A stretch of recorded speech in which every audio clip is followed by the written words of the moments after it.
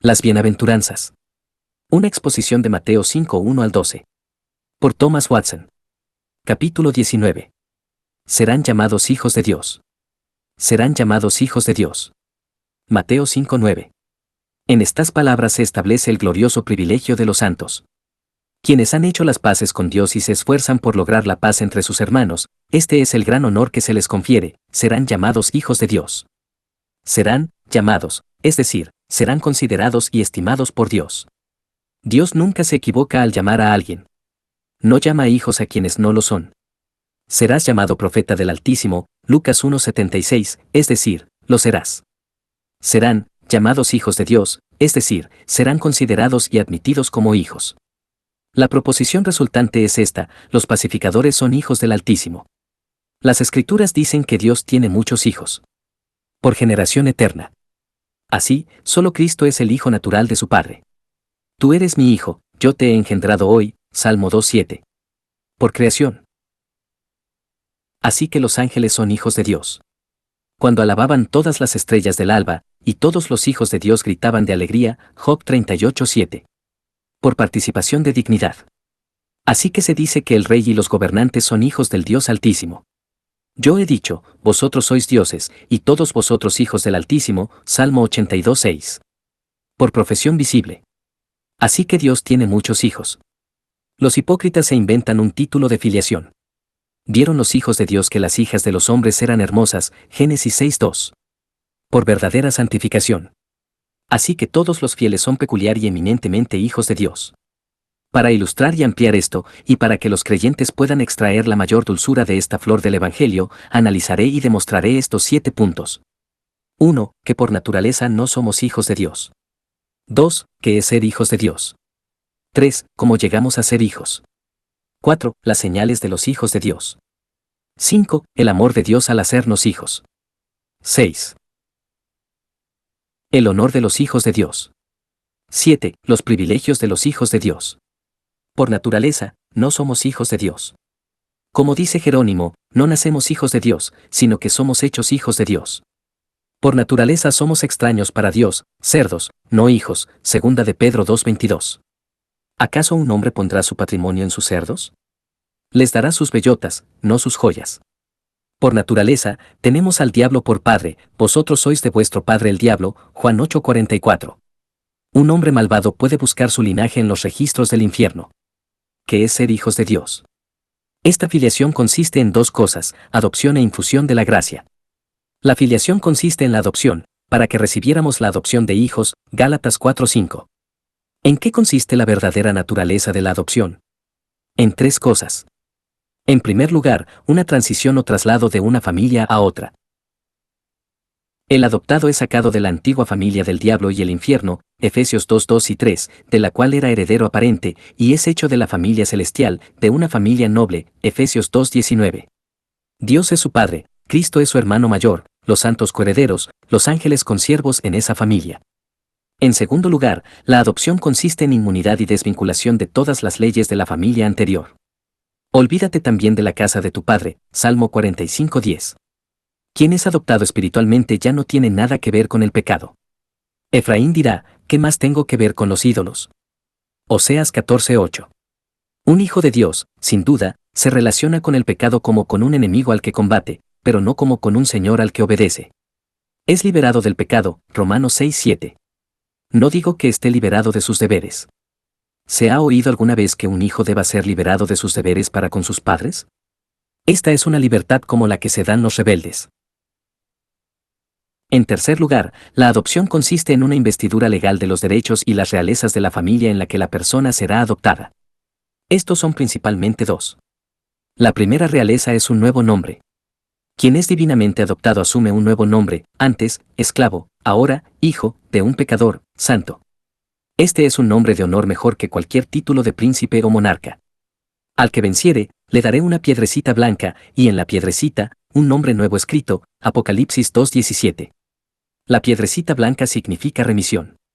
El nombre nuevo significa adopción, y se coloca en la piedrecita blanca para mostrar que nuestra adopción se basa en nuestra justificación, y este nombre nuevo se escribe para mostrar que Dios tiene todos los nombres de sus hijos inscritos en el libro de la vida. La segunda realeza consiste en otorgar al adoptado un derecho sobre la herencia. Hacer a alguien heredero implica una relación con la herencia. Un hombre no adopta a otro con un título, sino con una herencia. Así, Dios, al adoptarnos como hijos suyos, nos da una herencia gloriosa, la herencia de los santos en luz, Colosenses 1:12. Es placentera, es una herencia en luz. Es segura, Dios guarda la herencia para sus hijos, 1 de Pedro 1:4, y los guarda para la herencia, 1 de Pedro 1:5, para que nada les impida tomar posesión de ella. No hay desheredación, pues los santos son coherederos con Cristo, Romanos 8:17. Es más, son miembros de Cristo, Colosenses 1:18. Los miembros no pueden ser desheredados, pero la cabeza sí. Los herederos nunca mueren. La eternidad es una joya de su corona. Reinarán por los siglos de los siglos, Apocalipsis 22:5. Antes de pasar al siguiente punto, podría surgir una pregunta: ¿en qué se diferencian la adopción de Dios y la del hombre? 1. El hombre adopta para suplir un defecto, porque no tiene hijos propios, pero Dios no adopta por esta razón. Él tuvo un hijo propio, el Señor Jesús. Era su hijo natural y el hijo de su amor, como lo testificó una voz del cielo: este es mi hijo amado, Mateo 3:17. Nunca hubo un hijo tan semejante al Padre. Él era su efigie exacta, la imagen misma de su persona, Hebreos 1:3. Era un hijo que valía más que todos los ángeles del cielo, siendo hecho mucho mejor que los ángeles, Hebreos 1:4, de modo que Dios adopta no por necesidad, sino por compasión. 2. Cuando un hombre adopta a un solo heredero, pero Dios adopta a muchos, llevando muchos hijos a la gloria, Hebreos 2:10. O, que un pobre cristiano tembloroso diga: ¿por qué debería esperar este privilegio de ser hijo de Dios? Es cierto que si Dios actuara como hombre, si adoptara a un solo hijo, entonces podrías desesperar. Pero adopta a millones. Lleva muchos hijos a la gloria. De hecho, esta puede ser la razón por la que un hombre adopta a uno solo, porque no tiene suficientes bienes para más. Si adoptara a muchos, su tierra no alcanzaría. Pero Dios tiene suficiente tierra para dar a todos sus hijos. En la casa de mi Padre muchas moradas hay, Juan 14:2. 3. El hombre, al adoptar, lo hace con facilidad. Basta con sellar una escritura y ya está. Pero cuando Dios adopta, le impone un gasto mucho mayor. Pone su sabiduría a trabajar para encontrar la manera de adoptarnos. No fue fácil reconciliar el infierno con el cielo, convertir a los hijos de la ira en hijos de la promesa, y cuando Dios, en su infinita sabiduría, encontró la manera, no fue fácil. Le costó a Dios la muerte de su Hijo natural hacernos sus hijos adoptivos. Cuando Dios estaba a punto de constituirnos hijos y herederos, no pudo sellar la escritura sino con la sangre de su propio Hijo. A Dios no le costó tanto hacernos criaturas como hacernos hijos. Hacernos criaturas costó solo pronunciar una palabra. Hacernos hijos costó la efusión de sangre. 4. El hombre, al adoptar, otorga solo privilegios terrenales a su heredero, mientras que Dios otorga privilegios celestiales, justificación y glorificación. Los hombres solo transfieren su tierra a las personas que adoptan. Dios hace más. No solo transfiere su tierra a sus hijos, sino que se transfiere a sí mismo. Yo seré su Dios, Hebreos 8:10. No solo el cielo es su porción, sino también Dios. La filiación o creación de hijos por parte de Dios se realiza por infusión de gracia. Cuando Dios crea a alguien como hijo suyo, imprime su imagen en él. Esto es más de lo que cualquier ser humano puede hacer. Puede adoptar a otro, pero no puede cambiar su carácter. Si es de naturaleza áspera y ruda, no puede cambiarla, pero Dios, al crear hijos, los capacita para la filiación. Los prepara y santifica para este privilegio. Cambia su carácter. Lima la rudeza de su naturaleza. Los hace no solo hijos, sino santos. Son de otro espíritu, Números 14:24. Se vuelven mansos y humildes. Son participantes de la naturaleza divina, 2 de Pedro 1:4. El tercer aspecto es cómo llegamos a ser hijos de Dios. Hay una doble causa de nuestra filiación o filiación. La causa impulsiva es la gracia inmerecida de Dios. Éramos rebeldes y traidores, ¿y qué podría impulsar a Dios a hacer hijos de los pecadores sino la gracia inmerecida? Habiéndonos predestinado para ser adoptados hijos según el puro afecto de su voluntad, Efesios 1:5. La gracia inmerecida dio la voz de mando. La adopción es una misericordia surgida de las entrañas de la gracia inmerecida. Sería mucho para Dios tomar un terrón y convertirlo en una estrella, pero es aún más para Dios tomar un pedazo de barro y pecado e instituirlo en el glorioso privilegio de la filiación. ¿Cómo leerán los santos las enseñanzas de la gracia inmerecida en el cielo? La causa orgánica o instrumental de nuestra filiación es la fe. El bautismo no nos hace hijos. Este es, en efecto, una insignia y nos da derecho a muchos privilegios externos, pero lo que hace que Dios nos considere hijos es la fe. Sois todos hijos de Dios por la fe en Cristo Jesús, Gálatas 3:26. Antes de que la fe se forje, no tenemos nada que ver con Dios. Somos, como lo expresa el apóstol en otro sentido, bastardos y no hijos, Hebreos 12:8. Un incrédulo puede llamar a Dios su juez, pero no su padre. Los hombres malvados pueden acercarse a Dios mediante las ordenanzas y esperar que Dios sea su padre, pero mientras sean incrédulos son bastardos, y Dios no los engendrará, sino que los echará a las puertas del diablo. Sois hijos de Dios por la fe. La fe nos legitima.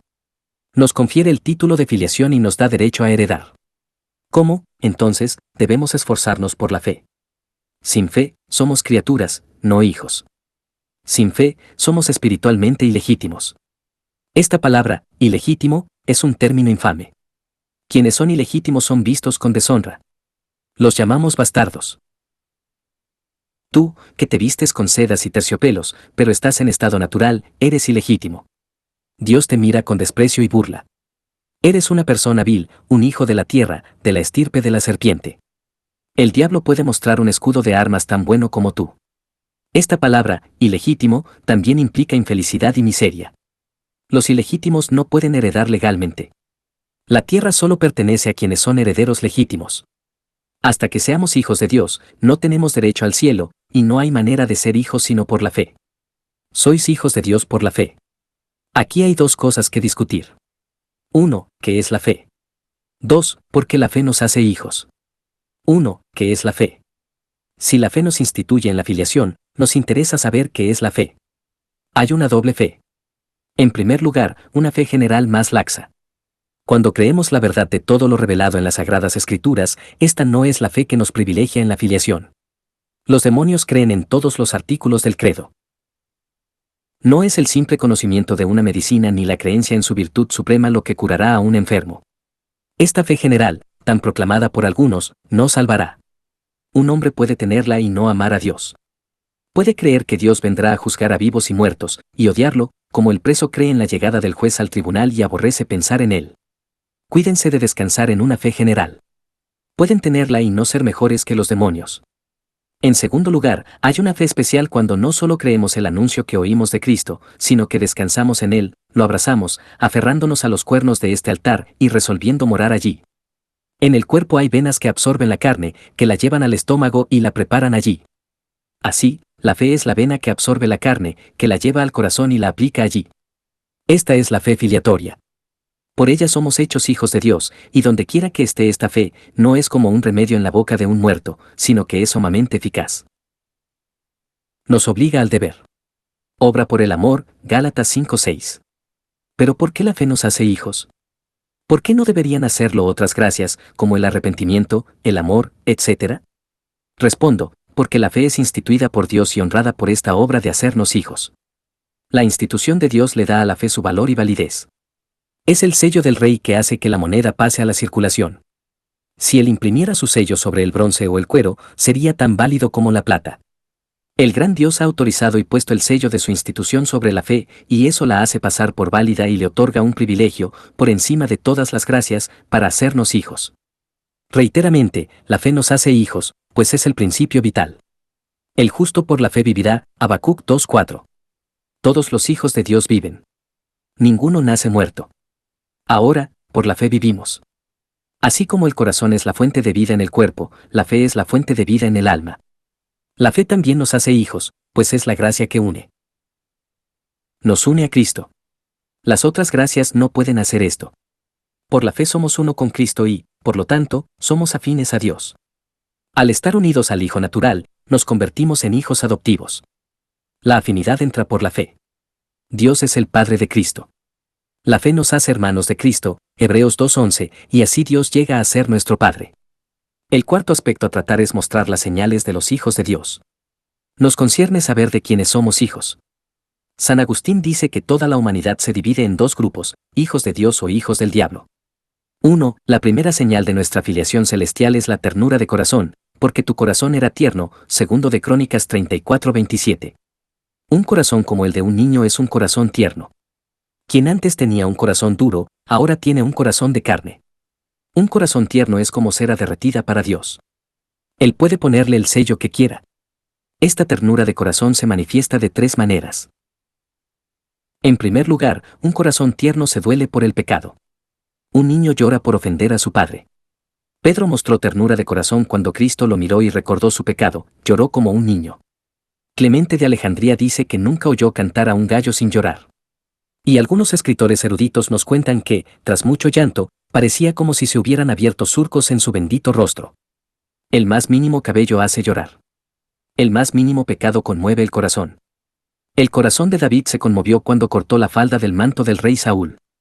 ¿Qué habría hecho si le hubiera cortado la cabeza? En segundo lugar, un corazón tierno se derrite bajo la misericordia. Aunque cuando Dios truena con la aflicción, la lluvia de lágrimas cae de un ojo misericordioso, el corazón nunca se derrite tan bondadosamente como bajo los rayos del sol de la misericordia de Dios. Vea cómo el corazón de David se derritió con la bondad de Dios. ¿Quién soy yo, oh Señor Dios, y qué es mi casa, para que me hayas traído hasta aquí? Segundo de Samuel 7:18. Hubo un deshielo misericordioso en su corazón. Así dice un hijo de Dios: Señor, ¿quién soy yo, una mezcla de polvo y pecado, para que los rayos orientales de la gracia inmerecida brillen sobre mí? ¿Quién soy yo para que tengas compasión de mí cuando yazco en mi sangre y extiendas sobre mí las alas doradas de la misericordia? El alma se llena de la bondad de Dios, las lágrimas brotan, el amor arde, la misericordia tiene una influencia derretidora en el alma. En tercer lugar, un corazón tierno se estremece bajo las amenazas de Dios. Mi carne se estremece de temor de ti, Salmo 119:120. Porque se enterneció tu corazón, y te humillaste delante de Dios, cuando oíste sus palabras contra este lugar, y rasgaste tus vestiduras. Segundo de Crónicas 34:27. Si el padre se enoja, el hijo tiembla. Cuando los ministros denuncian las amenazas de Dios contra el pecado, las almas tiernas se sientan en una postura temblorosa. Dios se deleita en esta disposición de ánimo. A este hombre miraré, al que tiembla ante tu palabra, Isaías 66:2. Un hombre malvado, como el Leviatán, se deja sin temor, Job 41:33. No cree en las promesas ni teme las amenazas. Si se denuncia el juicio contra el pecado, se ríe del blandir de una lanza. Piensa que Dios es ignorante y no ve, o impotente y no puede castigar. Los montes tiemblan ante el Señor, las colinas se derriten, las rocas son derribadas por él, Nahum 1:5. Pero el corazón de los pecadores es más obstinado que las rocas. A un pecador endurecido como Nabucodonosor se le da un corazón de bestia, Daniel 4:16. Un corazón de niño es un corazón tierno. La piedra es quitada. 2. La segunda señal de la filiación es la asimilación. Os habéis revestido del nuevo hombre, el cual se va renovando hasta el conocimiento pleno conforme a la imagen del que lo creó, Colosenses 3:10. El niño se asemeja al Padre. Los hijos de Dios son como su Padre Celestial. Llevan su misma imagen e impresionan. Los hombres malvados dicen ser hijos de Dios, pero hay demasiada disimilitud y diferencia. Los judíos se jactaban de ser hijos de Abraham, pero Cristo los refuta con este argumento, porque no eran como él. Procuráis matarme, hombre que os he dicho la verdad, la cual oí de Dios, esto no lo hizo Abraham, Juan 8:40. Ustedes, hijos de Abraham, y se proponen matarme. Abraham no habría asesinado a un inocente. Se parecen más a Satanás que a Abraham. Sois de vuestro padre el diablo, versículo 44.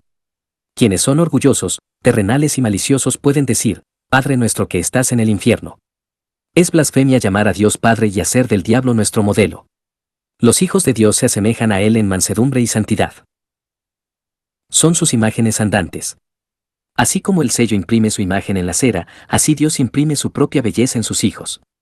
3. La tercera señal de los hijos de Dios es que tienen el Espíritu de Dios. Se llama el Espíritu de adopción, habéis recibido el Espíritu de adopción. Romanos 8:15. ¿Cómo sabremos que hemos recibido el Espíritu de adopción y que, por lo tanto, estamos en estado de adopción? El Espíritu de Dios realiza una triple obra en quienes son hechos hijos. En primer lugar, una obra regeneradora. En segundo lugar, una obra de súplica. En tercer lugar, una obra de testimonio. En primer lugar, una obra regeneradora. A quien el Espíritu adopta, lo regenera. Se dice que los hijos de Dios nacen del Espíritu.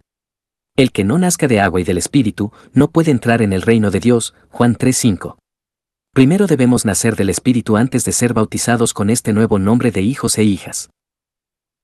No somos hijos de Dios por creación, sino por renovación, no por nuestro primer nacimiento, sino por nuestro nuevo nacimiento. Este nuevo nacimiento, producido por la palabra como causa material, Santiago 1:18, y por el Espíritu como causa eficiente, no es otra cosa que un cambio de naturaleza, Romanos 12:2, que, si bien no es un cambio perfecto, sí es un cambio completo, Primera de Tesalonicenses 5:23. Este cambio de corazón es tan necesario como la salvación. ¿Cómo sabremos que tenemos esta obra regeneradora del Espíritu? De dos maneras, por los dolores, por los resultados. Por los dolores, hay dolores espirituales antes del nuevo nacimiento, algunas contusiones del alma, algunos gemidos y clamores, algunas luchas en el corazón entre la carne y el espíritu. Se compungieron de corazón, Hechos 2:37. El niño tiene dolores agudos antes del nacimiento, así es en el nuevo nacimiento. Concedo que el nuevo nacimiento está marcado por más y menos. No todos tienen los mismos dolores de humillación, pero todos tienen dolores, todos sienten el martillo de la ley en su corazón, aunque algunos son más magullados con este martillo que otros. El Espíritu de Dios es un espíritu de esclavitud antes de ser un espíritu de adopción, Romanos 8:15. ¿Qué diremos entonces a aquellos que son tan ignorantes acerca del nuevo nacimiento como Nicodemo? ¿Cómo puede un hombre nacer siendo viejo? Juan 3:4. El nuevo nacimiento es burla de los impíos, aunque sea un gran secreto para los piadosos. Algunos dan gracias a Dios por no haber tenido nunca problemas de espíritu. Siempre estuvieron tranquilos. Estos bendicen a Dios por la mayor maldición. Es señal de que no son hijos de Dios. El Hijo de la Gracia siempre nace con dolores. El nuevo nacimiento se reconoce por sus tres frutos. Sensibilidad. El recién nacido es sensible al más mínimo contacto. Si el Espíritu te ha regenerado, eres sensible a las ebulliciones y los primeros brotes del pecado que antes no percibías. Pablo clama contra la ley en sus miembros, Romanos 7:23. El santo recién nacido ve el pecado en su raíz. Circunspección. Quien nace del Espíritu se preocupa por preservar la gracia. Se aferra al pecho de las ordenanzas, Primera de Pedro 2:1. Teme aquello que pueda poner en peligro su vida espiritual, Primera de Juan 5:18. Vive por fe, pero pasa su peregrinación en temor, Primera de Pedro 1:17. Esta es la primera obra del Espíritu en quienes son hechos hijos, una obra regeneradora. En segundo lugar, el Espíritu de Dios realiza una obra de súplica en el corazón. El Espíritu de adopción es un espíritu de súplica. Habéis recibido el Espíritu de adopción, por el cual clamamos, Abba, Padre. Romanos 8:15. Mientras el niño está en el vientre materno, no puede llorar. Mientras los hombres yacen en el vientre de su estado natural, no pueden orar eficazmente, pero cuando nacen del Espíritu, entonces claman, Abba, Padre. La oración no es otra cosa que el alma se infunde en el seno de su Padre. Es una dulce y familiar comunión con Dios. Tan pronto como el Espíritu de Dios entra en el corazón, lo pone a orar. Apenas Pablo se convirtió, su siguiente palabra fue, he aquí, él ora, Hechos 9:11. Se relata en la vida de Lutero que, cuando oraba, lo hacía con tanta reverencia como si le estuviera orando a Dios, y con tanta valentía como si le hablara a un amigo. Y Eusebio relata que, del emperador Constantino, todos los días solía encerrarse en un lugar secreto de su palacio, y allí, de rodillas, ofrecía sus devotas oraciones y soliloquios a Dios. El Espíritu de Dios afina las cuerdas de los afectos, y entonces creamos melodía en la oración. Que alguien diga, en tono de burla, ustedes oran por el Espíritu, es una blasfemia contra el Espíritu. Es una obra principal del Espíritu de Dios en los corazones de sus hijos ayudarlos a orar, porque sois hijos, Dios envió a vuestros corazones el Espíritu de su Hijo, el cual clama, Abba, Padre. Gálatas 4:6. Pero muchos hijos de Dios carecen de estas capacidades para expresarse en oración. ¿Cómo, entonces, ayuda el Espíritu a sus debilidades? Aunque no siempre tienen los dones del Espíritu en la oración, sí tienen los gemidos del Espíritu, Romanos 8:26.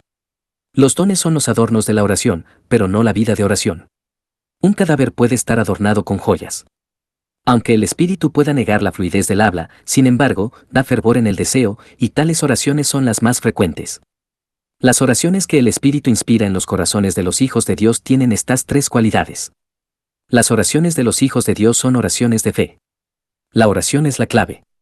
La fe es la mano que la dirige. La fe empluma la flecha de la oración y la hace penetrar el trono de la gracia. Todo lo que pidáis en oración creyendo, lo recibiréis, Mateo 21:22. Por lo cual, dice Jerónimo, no me atrevería a orar a menos que traiga conmigo la fe. Orar y no creer es, como se dice, una especie de burla dirigida a Dios, como si pensáramos que no escucha o que no concederá. Para que la fe se anime en la oración, debemos traer a Cristo en nuestros brazos cuando comparecemos ante Dios. Y Samuel tomó un cordero lechal y lo ofreció en holocausto, y clamó Samuel a Jehová por Israel, y Jehová le oyó. 1 de Samuel 7:9. Este cordero lechal tipificó a Cristo. Cuando nos acercamos a Dios en oración, debemos traer al cordero, a Cristo, con nosotros. Temístocles llevó al hijo del rey en sus brazos y así apaciguó al rey cuando éste se enojó. Los hijos de Dios presentan a Cristo en los brazos de su fe. Las oraciones de los hijos de Dios, inspiradas por el Espíritu, son oraciones fervientes. Habéis recibido el Espíritu, por el cual clamamos, Abba, Padre. Romanos 8:15. Padre, implica fe. Clamamos implica fervor. El incienso debía colocarse sobre brasas, Levítico 16:12. El incienso era un símbolo de oración, las brasas, de fervor en la oración. Elías oró con fervor, Santiago 5:17. En griego significa, orando, oró, es decir, lo hizo con vehemencia. En la oración, el corazón debe arder de afecto. La oración se compara con gemidos indecibles, Romanos 8:26. Alude a una mujer que sufre dolores. Deberíamos sufrir dolores cuando suplicamos misericordia. Tal oración ordena a Dios mismo, Isaías 45:11. Las oraciones de los hijos de Dios purifican el corazón. Purgan el pecado. Muchos oran contra el pecado y pecan contra la oración. Los hijos de Dios no solo oran contra el pecado, sino que oran para que desaparezca. En tercer lugar, el Espíritu de Dios obra en el corazón. Los hijos de Dios no solo tienen la influencia del Espíritu, sino también el testimonio. El Espíritu mismo da testimonio a nuestro espíritu de que somos hijos de Dios, Romanos 8:16. Hay un triple testimonio, un hijo de Dios tiene el testimonio de la palabra, el testimonio de la conciencia y el testimonio del Espíritu. La palabra presenta la proposición principal. Quien está así calificado es hijo de Dios. La conciencia presenta la proposición menor, pero tú estás divinamente calificado. El Espíritu llega a la conclusión de que, por lo tanto, eres hijo de Dios. El Espíritu se une al testimonio de la conciencia.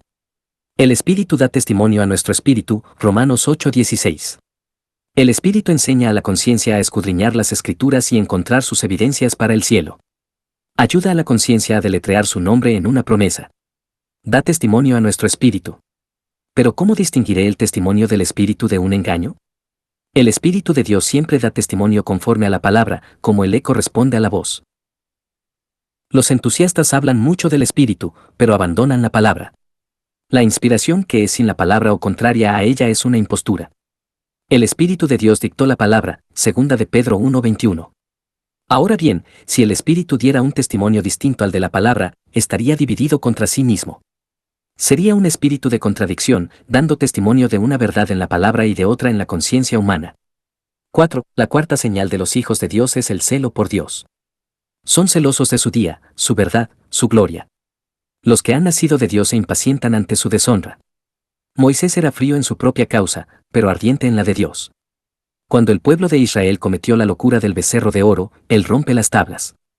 Cuando San Pablo vio al pueblo de Atenas entregado a la idolatría, su espíritu se conmovió dentro de él, Hechos 17:16.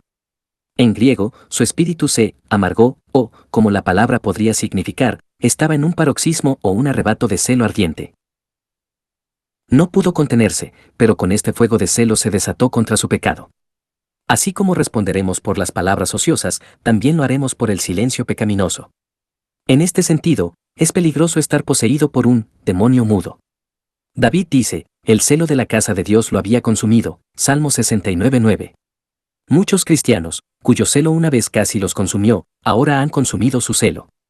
Se han vuelto tibios y neutrales. El aliento de la preferencia que sopla sobre ellos ha enfriado su ardor.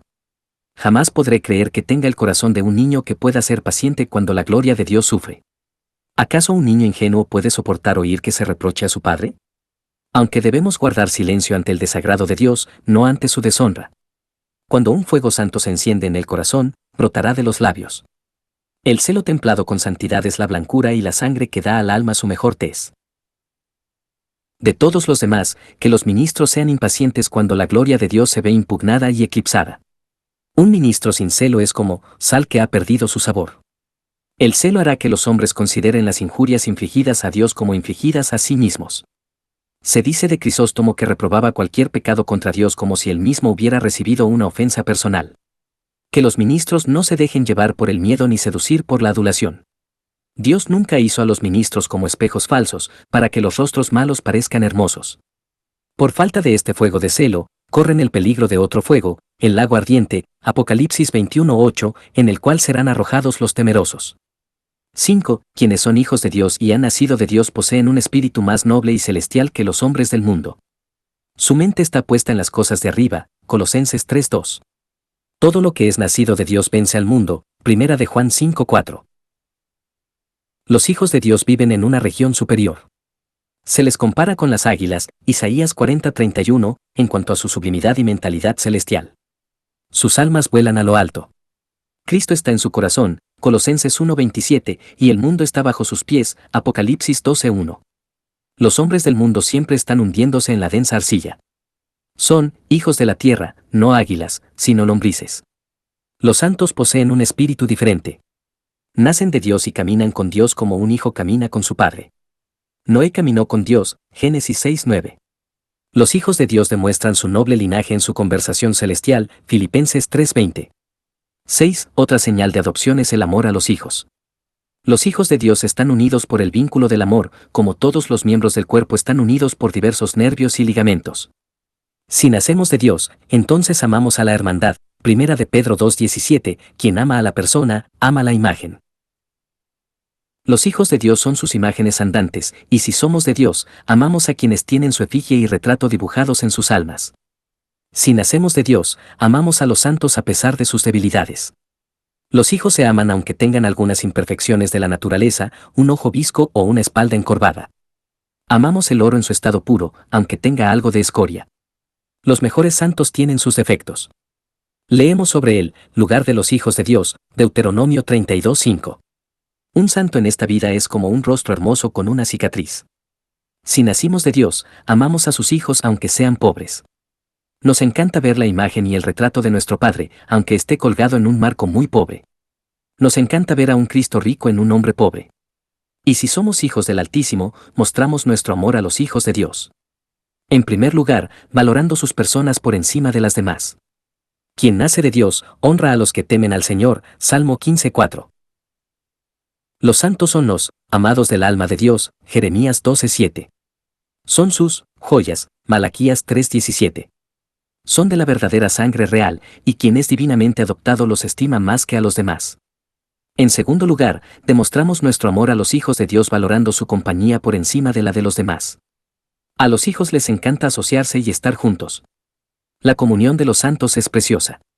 Las palomas de Cristo se congregarán en compañía. Lo semejante se asocia con lo semejante. Soy compañero de todos los que te temen, Salmo 119:63. Leemos que Abraham se inclinó ante los hijos de Het, Génesis 23:7. Un hijo de Dios ama la cortesía con todos, pero ama la complacencia solo con quienes son coherederos de la misma herencia. Con esto, las personas pueden probar su adopción. Es evidente que no son hijos de Dios quienes odian a los nacidos de Dios. Manchan y ennegrecen las alas plateadas de las palomas de Cristo con sus reproches ásperos. No soportan la compañía de los santos. Así como los buitres odian los olores dulces y se les mata con ellos, así los malvados no aman acercarse a los piadosos. No soportan el precioso perfume de sus gracias. Detestan estos dulces aromas. Es señal de que pertenecen a la raza de la serpiente, que odia la descendencia de la mujer. 7. La séptima señal de los hijos de Dios es deleitarse en estar mucho tiempo en la presencia de Dios. A los hijos les encanta estar en la presencia de su Padre. Donde está el Rey, allí está la corte. Donde está la presencia de Dios, allí está el cielo. Dios está presente de manera especial en sus ordenanzas. Estas son el arca de su presencia. Ahora bien, si somos hijos, nos encanta estar mucho en deberes santos. En el uso de las ordenanzas nos acercamos a Dios. Venimos a la presencia de nuestro Padre. En la oración tenemos una conversación secreta con Dios. En la palabra escuchamos a Dios hablándonos desde el cielo, y cuánto se deleita cada hijo de Dios al escuchar la voz de su Padre. En los sacramentos, Dios besa a sus hijos con los besos de sus labios. Les da una sonrisa de su rostro y un sello privado de su amor. Oh, qué bueno es acercarse a Dios, Salmo 73, 28. Es dulce estar en su presencia. Todo verdadero hijo de Dios dice, mejor es un día en tus atrios que 1000, Salmo 84, 10. Quienes menosprecian las ordenanzas no son hijos de Dios, porque no les importa estar en su presencia. Aman la taberna más que el templo. Caín salió de la presencia del Señor, Génesis 4:16, no es que pudiera alejarse de la vista de Dios, Salmo 139:7, sino que Caín se alejó de la iglesia de Dios, donde el Señor dio señales visibles de su presencia a su pueblo. 8. La octava señal es la obediencia a la voluntad de nuestro Padre Celestial. Un corazón de niño responde al llamado de Dios como el eco responde a la voz. Es como la flor que se abre y se cierra con el sol. Así se abre a Dios y se cierra a la tentación. Este es el lema de un santo recién nacido. Habla, Señor, tu siervo escucha. 1 de Samuel 3:9. Cuando Dios invita a sus hijos a orar en sus aposentos, mortificar el pecado y sufrir por su nombre, anhelan obedecer. Darían su vida al llamado de su Padre. Los hipócritas cortejan a Dios y le hablan con bondad, pero se niegan a cumplir su encargo. No son hijos, sino rebeldes. 9. La última señal es que quien es hijo de Dios se esforzará por hacer de otros hijos de Dios. La santa semilla de la gracia se propaga, Gálatas 4:19, Filemón 10. Quien es de la estirpe real anhelará con ambición traer a otros a la familia. ¿Eres adoptado divinamente? Te esforzarás con esmero por hacer de tu hijo un hijo del Altísimo. ¿Cómo deben criar los cristianos a sus hijos? Hay dos razones por las que un padre piadoso se esforzará por llevar a su hijo a la familia celestial. En primer lugar, por conciencia. Un buen padre ve el daño que le ha causado a su hijo. Le ha transmitido la plaga del pecado, y en conciencia se esforzará por compensarlo. En la antigua ley, quien había herido a otro estaba obligado a verlo sanar y pagar por su curación. Los padres han infligido a sus hijos una herida en el alma y, por lo tanto, deben hacer lo que esté a su alcance, mediante amonestación, oraciones y lágrimas, para que la herida sane. En segundo lugar, por un celo ardiente por la honra de Dios. Quien ha probado el amor de Dios en la adopción se considera comprometido a darle a Dios toda la gloria posible. Si tiene un hijo o conocido que no conoce a Dios, con gusto promoverá la obra de la gracia en sus corazones. Es una gloria para Cristo cuando multitudes nacen para Él. ¿Cuán lejos están de ser hijos de Dios quienes no se preocupan por traer a otros a la familia de Dios? Culpa a los amos que se preocupan más por el trabajo de sus siervos que por sus almas. Culpa a los padres que se desentienden de sus hijos. No les inculcan principios de conocimiento, sino que les permiten tener la cabeza bien puesta. Les permiten mentir y jurar, pero no pedir bendiciones, leen libros de cuentos, pero no las escrituras. Pero, dicen algunos, catequizar y enseñar a nuestros hijos es tomar el nombre de Dios en vano.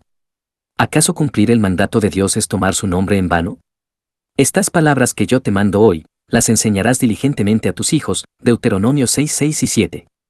Instruye al niño en su camino, y aun cuando fuere viejo no se apartará de él, Proverbios 22, 6.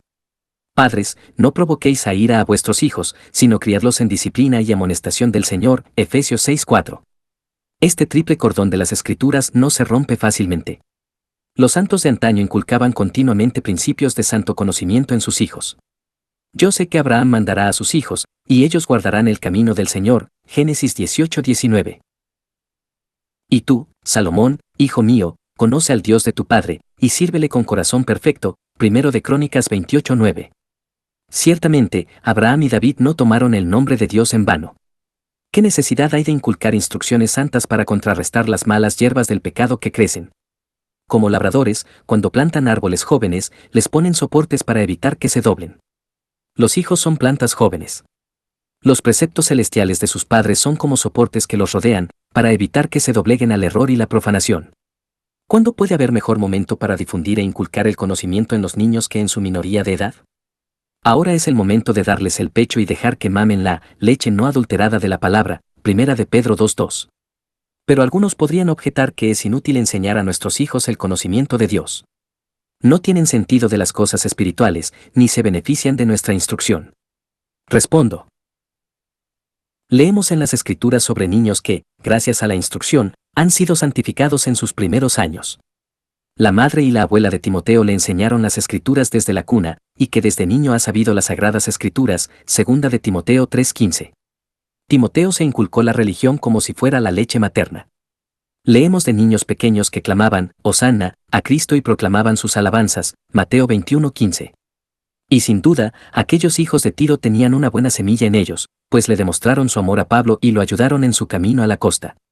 Todos nos acompañaron en nuestro viaje con esposas e hijos, Hechos 21:5. San Pablo tenía una caravana de jóvenes santos para acompañarlo a embarcarse.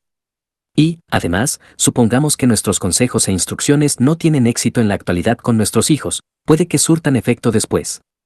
La semilla que un hombre siembra en su tierra no brota al instante, pero a su tiempo da fruto. Quien planta un árbol no ve su pleno crecimiento hasta muchos años después.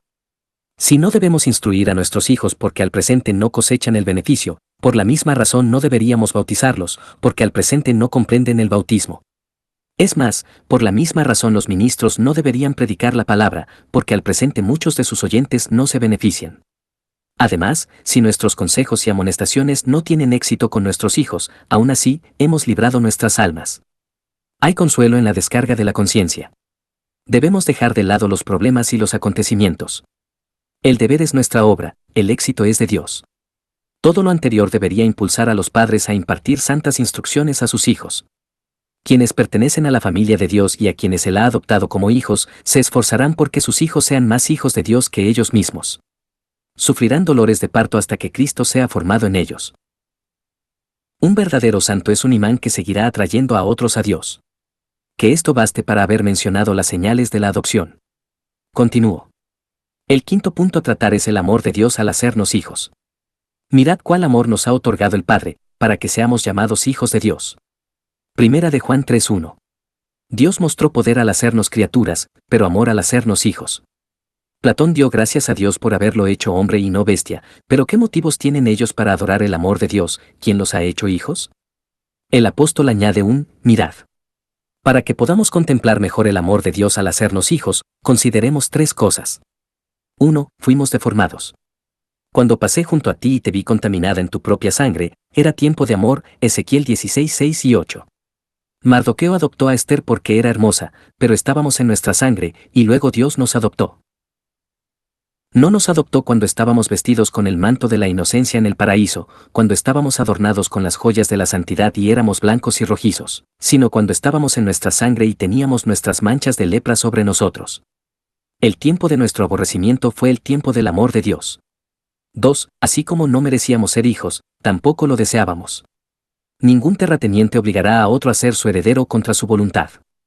Si un rey adoptara a un mendigo y lo hiciera heredero de la corona, si el mendigo rechazara el favor del rey y dijera, preferiría ser como soy, seguiría siendo un mendigo, el rey lo tomaría con gran desprecio y no lo adoptaría contra su voluntad. Así fue con nosotros. No estábamos dispuestos a ser hijos. Todavía habríamos mendigado, pero Dios, en su infinita misericordia e indulgencia, no solo nos ofrece hacernos hijos, sino que nos hace estar dispuestos a aceptar la oferta, Salmo 110:3. Miren qué clase de amor es este. 3. Es la maravilla del amor que Dios nos adoptara como hijos suyos cuando éramos enemigos. Si un hombre quisiera ser heredero de su tierra, adoptaría a alguien que fuera pariente cercano. Nadie adoptaría a un enemigo. Pero que Dios nos hiciera hijos cuando éramos enemigos, que nos hiciera herederos de la corona cuando éramos traidores a la corona, oh amor asombroso, asombroso. Miren qué clase de amor es este. No éramos parientes de Dios. Por el pecado habíamos perdido nuestro linaje. Habíamos causado a Dios todo el daño y el rencor que pudimos, desfigurado su imagen, violado su ley, pisoteado sus misericordias, y cuando lo enojamos, nos adoptó. ¡Qué amor tan maravilloso fue este! Tal amor nunca se mostró a los ángeles. Cuando cayeron, aunque eran de una naturaleza más noble, y probablemente podrían haberle prestado a Dios un servicio mayor que el nuestro, Dios nunca les concedió este privilegio de adopción. No los hizo hijos, sino prisioneros. Eran herederos únicamente de los tesoros de la ira, Romanos 2:5. Que todos los que están tan estrechamente relacionados con Dios admiren su amor. Cuando eran como Saúl, profiriendo enemistad contra Dios, cuando sus corazones se alzaban como guarniciones contra él, el Señor conquistó su terquedad con bondad, y no solo los perdonó, sino que los adoptó. Es difícil decir que es mayor, el misterio o la misericordia. Este es un amor tan asombroso que buscaremos y adoraremos por toda la eternidad. Ningún ángel del cielo puede comprender su profundidad. El amor de Dios al hacernos hijos es un amor rico. Es amor en Dios alimentarnos, pero es amor rico adoptarnos. Es amor darnos una migaja, pero es amor rico hacernos herederos de una corona. Es un amor distintivo que, tras haber pasado por tantos millones, Dios te muestre un aspecto favorable. La mayoría son convertidos en combustible y vasos de ira. Y que Dios te diga, tú eres mi hijo, he aquí el espejo de la misericordia, el meridiano del amor. ¿Quién, o quién, puede pisar estas brasas sin que su corazón arda de amor por Dios? El sexto particular es el honor y el renombre de los hijos de Dios. Para ilustrarlo, observemos dos cosas. 1. Dios los tiene en gran estima. 2. Los considera personas de honor. 1. Dios los tiene en gran estima. Puesto que fuiste de gran estima a mis ojos. Isaías 43:4. Un padre valora a su hijo por encima de sus bienes. ¿Cuánto apreciaba Jacob a Benjamín? Su vida estaba ligada a la del muchacho, Génesis 44:30. Dios valora mucho a sus hijos. Los malvados no cuentan para Dios. Son personas viles. Prepararé tu sepultura, porque eres vil, Nahum 1:14. Por lo tanto, los malvados son comparados con paja, Salmo 1:4, con escoria, Salmo 119:119. De poco sirve un malvado mientras vive, y no hay pérdida para él cuando muere. Solo se lleva un poco de paja, que bien podría salvarse. Pero los hijos de Dios son preciosos a sus ojos. Son sus joyas, Malaquías 3:17. Los malvados no son más que madera que solo sirve para obstruir la tierra. Pero los hijos de Dios son sus joyas, guardadas en el armario de su decreto desde la eternidad. Los hijos de Dios son, la niña de sus ojos, Zacarías 2:8, muy queridos y tiernos para él, y el párpado de su providencia especial los cubre. El Señor considera precioso todo lo de sus hijos. Su nombre es precioso. Los malvados dejan su nombre como maldición, Isaías 65:15. Los nombres de los hijos de Dios son embalsamados, Isaías 60:15. Tan preciosos son sus nombres que Dios los inscribe en el libro de la vida y Cristo los lleva en su pecho. Cuán precioso debe ser su nombre, el de quienes tienen el nombre de Dios escrito en ellos. Al que venciere, yo escribiré sobre él el nombre de mi Dios, Apocalipsis 3:12. Sus oraciones son preciosas. Paloma mía, en las hendiduras de la peña, hazme oír tu voz, porque dulce es tu voz, Cantares 2:14. Cada hijo de Dios es esta paloma. La oración es la voz de la paloma, y dulce es esta voz. La oración de los hijos de Dios le resulta tan dulce como la música. La oración de un malvado es como el aullido de un perro, Oseas 7:14. La oración de los santos es como el canto de un pájaro. El dedo del Espíritu de Dios, tocando las cuerdas del laúd de sus corazones, cantan melodía para el Señor. Sus sacrificios serán aceptados sobre mi altar, Isaías 56:7. Sus lágrimas son preciosas. Caen como perlas de sus ojos. He visto tus lágrimas, Isaías 38:5. Las lágrimas de los hijos de Dios caen como vino precioso en la botella de Dios. Pon mis lágrimas en tu botella, Salmo 56:8. Una lágrima de un corazón quebrantado es un regalo para el Rey del cielo. Su sangre es preciosa. Estimada a los ojos del Señor es la muerte de sus santos, Salmo 116:15. Esta es la sangre que Dios principalmente inquirirá. Atalía derramó la sangre de los hijos del rey, segundo de Reyes 11:1. Los santos son hijos del Altísimo, y quienes derramen su sangre la pagarán cara. Les has dado a beber sangre, porque son dignos, Apocalipsis 16:6. 2. Dios considera a sus hijos como personas de honor. Puesto que a mis ojos fuiste de gran estima, fuiste honorable. Isaías 43:4. Dios los estima honorables. Los llama corona y diadema real, Isaías 62:3. Los llama su gloria, Israel, mi gloria, Isaías 46:13. Dios los hace honorables. Así como un rey crea duques, marqueses, condes, varones, etc., Dios inviste a sus hijos en honor. Él los crea personas nobles, personas de renombre. David consideró un gran honor ser yerno del rey. ¿Quién soy yo para ser yerno del rey? Primero de Samuel 18:18. Qué infinito honor es ser hijos del Dios Altísimo, ser de la sangre real del cielo. Los santos son de una familia antigua. Provienen del anciano de días, Daniel 7:9. Ese es el mejor linaje que viene del cielo. Aquí, el hijo menor es heredero, coheredero con Cristo, quien es heredero de todo, Hebreos 1:2, Romanos 8:17. Consideremos el honor de los hijos de Dios de forma positiva y comparativa. Positivamente, tienen títulos de honor. Se les llama reyes, Apocalipsis 1:6, los excelentes de la tierra, Salmo 16:3, vasos de honra, segunda de Timoteo 2:21. Tienen su escudo de armas. Se puede ver el escudo o armadura de los santos. La Escritura ha establecido su heráldica. A veces representan al león por su valentía, Proverbios 28:1. A veces representan al águila por su sublimidad. Siempre vuelan al cielo con las alas de la fe y el amor. Volarán con alas de águila, Isaías 40:31. A veces representan la paloma por su mansedumbre e inocencia, Cantares 2:14. Esto demuestra que los hijos de Dios son personas de renombre. Consideren el honor de los hijos de Dios comparativamente, y esta comparación es doble. Comparen a los hijos de Dios con Adán, con los ángeles. Comparen a los hijos de Dios con Adán en un estado de inocencia. Adán era una persona de honor. Era el único monarca del mundo. Todas las criaturas se le presentaban como su soberano. Fue colocado en el jardín del Edén, un paraíso de placer. Fue coronado con todas las alegrías de la tierra. Es más, Adán era la viva imagen de Dios. Fue hecho a semejanza de Dios mismo. Sin embargo, el estado del más humilde de los hijos de Dios por adopción es mucho más excelente y honorable que el estado de Adán, cuando vestía el manto de la inocencia, pues la condición de Adán, aunque gloriosa, era mutable y pronto se perdió. Adán era una estrella brillante, pero también una estrella fugaz. Pero los hijos de Dios por adopción se encuentran en un estado inalterable. Adán tenía un posse non peccare, la posibilidad de permanecer, pero los creyentes tienen un non posse peccare, la imposibilidad de caer, una vez adoptados, y adoptados para siempre. Como dijo Isaac, al bendecir a Jacob, lo he bendecido y será bendito, Génesis 27:33. Así podemos decir de todos los hijos de Dios, son adoptados y serán adoptados, de modo que los hijos de Dios se encuentran ahora en una condición mejor y más gloriosa que la que tuvo Adán en todo su real honor y majestad. Ascendamos al cielo y comparemos a los hijos de Dios con los ángeles gloriosos y benditos. Los hijos de Dios son iguales a los ángeles, en cierto sentido superiores a ellos, por lo que deben ser personas de honor.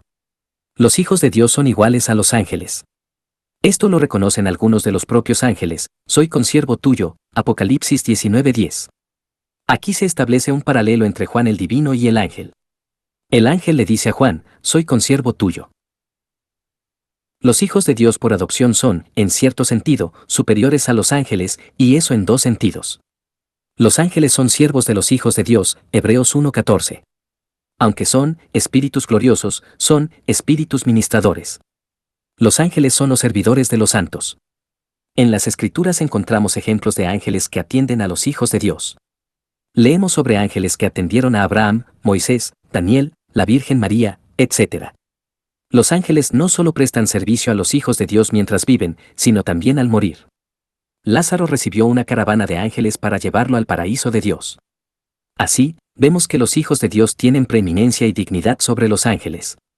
Los ángeles son sus siervos tanto en vida como en muerte, y esto es más importante, ya que nunca se dice en las Escrituras que los hijos de Dios sean siervos de los ángeles. Los hijos de Dios están por encima de los ángeles, porque Cristo, al asumir su naturaleza, la ennobleció y la honró por encima de la angélica. De ninguna manera tomó la naturaleza de los ángeles, Hebreos 2:16. Dios, al unirnos a Cristo, nos ha acercado más a Él que los ángeles. Los hijos de Dios son miembros de Cristo, Efesios 5:30. Esto nunca se dijo de los ángeles. ¿Cómo pueden ser miembros de Cristo quienes son de naturaleza diferente a la suya? De hecho, metafórica e impropiamente, Cristo puede ser llamado cabeza de los ángeles, pues estos están sujetos a Él, 1 de Pedro 3:22. Pero que Cristo sea cabeza de los ángeles en esa íntima y dulce conjunción, como lo es de los creyentes, no lo encontramos en ninguna parte de las Escrituras. En este sentido, por lo tanto, puedo afirmar claramente que los hijos de Dios tienen superioridad y honor incluso por encima de los ángeles. Aunque por creación son un poco inferiores a los ángeles, sin embargo, por adopción y unión mística están por encima de ellos. ¿Cuánto puede esto consolar a un hijo de Dios en medio de la calumnia o la penuria? Es una persona de honor. Está por encima de los ángeles. Un caballero caído en la decadencia a veces se jacta de su ascendencia y nobleza, así también un cristiano pobre en el mundo, pero en virtud de su adopción, pertenece a la familia de Dios. Lleva la verdadera sangre real corriendo por sus venas. Tiene un escudo de armas más bello que mostrar que el de los propios ángeles. El séptimo detalle que se explicará es para mostrar los gloriosos privilegios de los hijos de Dios, y lo que diré ahora no pertenece a los malvados. Es el pan de los hijos. El fruto del paraíso debía ser guardado con espada de fuego. Así, estos dulces y arrebatadores privilegios deben ser guardados con espada de fuego, para que las personas sensuales impuras no los toquen. Hay 12 privilegios excepcionales que pertenecen a los hijos de Dios. 1. Si somos hijos, Dios nos llenará de tierno amor y afecto. Un padre se compadece de su hijo. Como un padre se compadece de sus hijos, se compadece el Señor de los que le temen. Salmo 103:13. ¿Cuán anhelante es el corazón de Dios por sus hijos? ¿Es Efraín mi hijo querido? ¿Es un niño dulce? Me conmueven mis entrañas por él, sin duda tendré de él misericordia, dice el Señor. Jeremías 31:20. La ira de Dios enciende contra los malvados. Salmo 2:12. El arrepentimiento de Dios enciende contra los hijos. Oseas 11:8.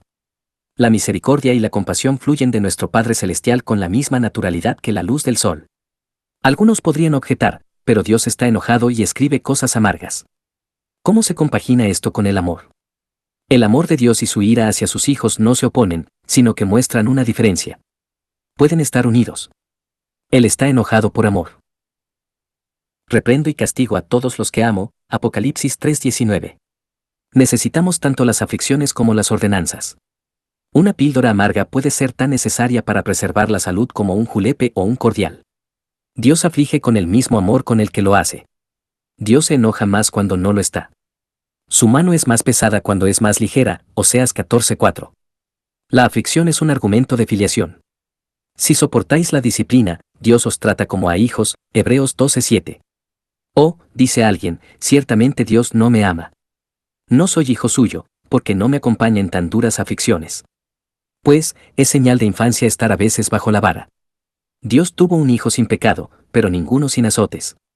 Dios pone a sus hijos en la escuela de la cruz, y allí aprenden mejor. Dios nos habla en la palabra: hijos, no seáis orgullosos, no améis al mundo, andad con circunspección. Efesios 5:15. Pero somos tardos para oír, es más, tapamos el oído. Te hablé en tu prosperidad, pero dijiste, no escucharé. Jeremías 22:21. Ahora, dice Dios, perderé a mi hijo si no lo corrijo. Entonces Dios, en amor, castiga para salvar. Aristóteles habla de un pájaro que vive entre espinos, pero canta dulcemente. Los hijos de Dios crean la mejor melodía en su corazón cuando Dios cierra su camino con espinos. Oseas 2:6. Las aflicciones refinan. El crisol es para la plata, y el horno para el oro. Proverbios 17:3. Las pruebas de fuego hacen cristianos de oro. Las aflicciones purifican. Muchos serán probados y emblanquecidos. Daniel 12:10. Creemos que Dios nos va a destruir, pero solo nos deja emblanquecidos. Algunos pájaros no nacen sino en tiempo de tormenta. Los cristianos suelen ser mejores en la aflicción. Dios hará que sus hijos finalmente lo bendigan por los sufrimientos. Los ojos que el pecado cierra, la aflicción los abre. Cuando Manasés estaba encadenado, entonces conoció que el Señor era Dios. Segundo de Crónicas 33:13. Aflicciones dignas del cielo. Primero, las piedras del templo de Salomón fueron labradas y pulidas, y luego erigidas en un edificio. Primero, los santos, llamados piedras vivas, deben ser labrados y tallados mediante el sufrimiento, como lo fue la piedra angular, y así hechos aptos para el edificio celestial. Colosenses 1:12. ¿Y acaso no hay amor en todos los castigos paternales de Dios? Pero podría haber otra objeción, que a veces los hijos de Dios se encuentran bajo las negras nubes del abandono. ¿No está esto lejos del amor? En cuanto al abandono, debo decir que es la condición más triste que puede sobrevenir a los hijos de Dios. Cuando el sol se esconde, cae el rocío. Cuando la luz del rostro de Dios desaparece, entonces el rocío de las lágrimas cae de los ojos de los santos. En el abandono, Dios hace llover el infierno del cielo, para usar la expresión de Calvino. Las flechas del Todopoderoso están dentro de mí, cuyo veneno bebe mi espíritu. Job 6:4. Esta es la flecha envenenada que hiere el corazón. El abandono es un anticipo de los tormentos de los condenados. Dios dice, con un poco de ira escondí mi rostro de ti. Isaías 54:8. ¿Puedo aquí glosar con San Bernardo? Señor, ¿llamas un poco de ira a eso cuando escondes tu rostro? ¿Es solo un poco? ¿Qué puede ser más amargo para mí que el eclipsamiento de tu rostro? En las Escrituras, Dios es llamado luz y fuego. El alma abandonada siente el fuego, pero no ve la luz. Sin embargo, ustedes, los adoptados, pueden deletrear amor en todo esto. Dicen de la masa de Hércules que estaba hecha de madera de olivo. El olivo es un emblema de paz. Así, la masa de Dios, con la que azota al alma abandonada, tiene algo del olivo. Hay paz y misericordia en ella. Presentaré un arco iris espiritual donde los hijos de Dios puedan ver el amor de su Padre en medio de las nubes de la deserción. Por lo tanto, respondo. En primer lugar, en tiempos de abandono, Dios deja en sus hijos una semilla de consuelo. Su simiente permanece en él, 1 de Juan 3:9. Esta semilla de Dios es una semilla de consuelo. Aunque los hijos de Dios en el abandono carecen del sello del Espíritu, tienen la unción del Espíritu, 1 de Juan 2:27. Aunque carecen del sol, tienen un lucero en sus corazones. Como el árbol en invierno, aunque ha perdido sus hojas y frutos, tiene savia en la raíz, así también en el invierno del abandono hay la savia de la gracia en la raíz del corazón. Como sucede con el sol que se oculta tras una nube al negar la luz a la tierra, pero ejerce su influencia, así también, aunque los amados adoptados de Dios pierdan de vista su rostro, tienen la influencia de su gracia. ¿Qué gracia aparece en tiempos de abandono? Respondo. Un gran reconocimiento del amor de Dios. Si Dios le preguntara al alma abandonada, ¿qué quieres? Y se te concederá la mitad del reino, respondería, Señor, que pueda verte como solía verte en el santuario, que pueda tener un rayo de tu amor. El alma abandonada menosprecia todo lo demás en comparación. No son los jardines ni los huertos, ni los objetos más deliciosos, los que pueden darle satisfacción. Son como música para un corazón triste. Desea, como Absalón, ver el rostro del rey. Un lamento por el Señor. Es el día más triste para él cuando el sol de justicia se eclipsa. Un hijo de Dios puede soportar mejor el golpe del mundo que la ausencia de Dios. Incluso se derrite en lágrimas, las nubes del abandono producen lluvia espiritual, ¿y de dónde proviene este llanto sino del amor? La disposición a sufrir cualquier cosa para poder ver a Dios. Un hijo de Dios podría conformarse con que Simón de Cirene llevara la cruz si estuviera seguro de que Cristo estaba sobre ella. Podría morir voluntariamente si, con Simeón, pudiera morir con Cristo en sus brazos. He aquí la semilla de Dios en un creyente, la obra de santificación, cuando le falta el vino de la consolación. En segundo lugar, respondo, Dios tiene un designio de misericordia al ocultar su rostro de sus adoptados. Primero, es para la prueba de la gracia, y hay dos gracias que se ponen a prueba en tiempos de abandono, la fe y el amor. Fe, cuando podemos creer contra los sentidos y los sentimientos, cuando carecemos de experiencia, pero podemos confiar en una promesa, cuando no tenemos los besos de la boca de Dios, pero podemos aferrarnos a la palabra de su boca, esto es fe en verdad. Aquí está el brillo del diamante. Amor, cuando Dios nos sonríe, no es mucho amarlo, pero cuando parece rechazarnos con ira, Salmo 27:9, amarlo y ser como la cal, cuanta más agua se le echa, más arde, eso es amor. Ese amor es, sin duda, fuerte como la muerte, Cantares 8:6, que las aguas del abandono no pueden apagar. En segundo lugar, es para el ejercicio de la gracia. Todos buscamos consuelo. Si pudiéramos elegir, estaríamos siempre en el monte Pisga, mirando hacia Canaán. Nos resistimos a las pruebas, las agonías y los abandonos, como si Dios no pudiera amarnos si no nos tuviera en sus brazos. Es difícil reposar mucho tiempo en el regazo del gozo espiritual y no dormirse. Demasiada luz solar provoca una sequía en nuestras gracias. A menudo, cuando Dios deja caer consuelo en el corazón, comenzamos a dejar de cuidarlo. Como sucede con los músicos, antes de tener dinero te darán muchas lecciones dulces, pero en cuanto les das dinero, desaparecen. Ya no los escuchas. Antes del gozo y la seguridad, la dulce música de la oración y el arrepentimiento. Pero cuando Dios nos ofrece el consuelo de su espíritu, o dejamos de lado nuestro deber o al menos aflojamos las cuerdas de nuestra viola y nos volvemos negligentes en él. Tú te quedas con el dinero, pero Dios se queda con la música. La gracia es mejor que el consuelo. Raquel es más hermosa, pero Lea es más fructífera. El consuelo es hermoso de contemplar, pero la gracia tiene una matriz fructífera. Ahora bien, la única manera de ejercitar la gracia y hacerla más vigorosa y viva es a veces, andar en tinieblas y sin luz, Isaías 50:16. La fe es una estrella que brilla con más fuerza en la noche del abandono. Dije, estoy echado de tu vista, sin embargo, volveré a mirar hacia tu santo templo, Jonás 2:4. La gracia suele manifestar sus actos más heroicos en momentos como este. En tercer lugar, respondo, Dios puede abandonar a sus hijos en cuanto a la visión, pero no en cuanto a la unión. Así fue con Jesucristo cuando exclamó, Dios mío, Dios mío. No hubo una separación de la unión entre él y su Padre, solo una suspensión de la visión. El amor de Dios, por la interposición de nuestros pecados, puede verse oscurecido y eclipsado, pero aún así es Padre. El sol puede estar oculto en una nube, pero no está fuera del firmamento. Las promesas en tiempos de abandono pueden, por así decirlo, estar secuestradas. Ya no tenemos el consuelo que nos brindan como antes, pero aún así, el título del creyente sigue vigente ante la ley. En cuarto lugar, respondo, cuando Dios oculta su rostro de su Hijo, su corazón puede estar con él. Como José, cuando habló con rudeza a sus hermanos y les hizo creer que los tomaría por espías, aún así su corazón estaba con ellos y estaba tan lleno de amor como nunca pudo contener. Estaba dispuesto a apartarse y llorar. Así también Dios está lleno de amor con sus hijos incluso cuando parece extraño. Y como la madre de Moisés cuando metió a su hijo en el arca de juncos y se alejó un poco de ella, aún así su mirada estaba fija en ella. El niño lloró, sí, y la madre también lloró.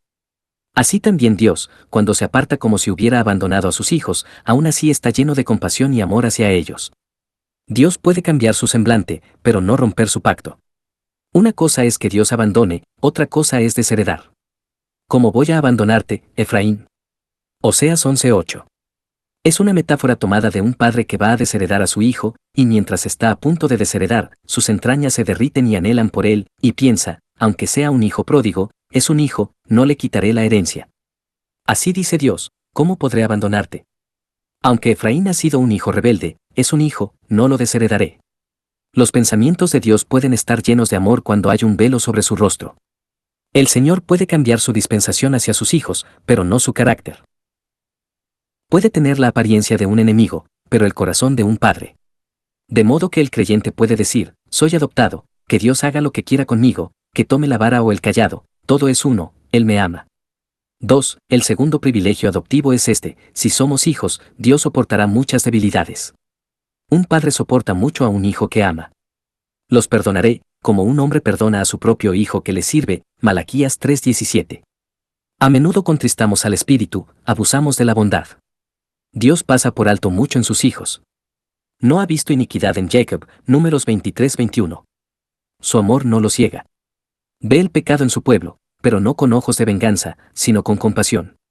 Ve el pecado en sus hijos como un médico ve la enfermedad en su paciente. No ha visto iniquidad en Jacob como para destruirlo. Dios puede usar la vara, segundo de Samuel 7:14, no el escorpión. Oh, cuánto está Dios dispuesto a pasar por alto a sus hijos, porque son hijos.